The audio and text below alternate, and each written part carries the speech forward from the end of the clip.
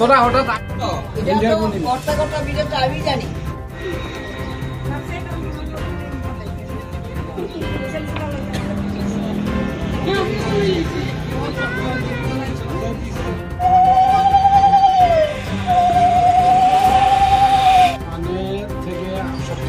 আগে মন্দির স্থাপিত হয়েছিল। এটা স্থাপিত করেছিলেন সোনামণি প্রয়াত সোনামণি দাস।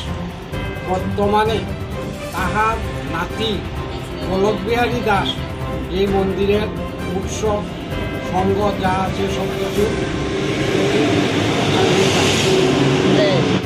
এলাকারও অতি মুগ্ধ হইয়া শিব পূজায় মগ্ন হইয়া সবাই ভক্তবৃন্দরা ইয়া এখানের মধ্যে শিব পূজা করছে, সবাই ভক্ত হচ্ছে, ইয়ে করছে, সবাই খুশি, সবাই খুশি, অত্যন্ত খুশি।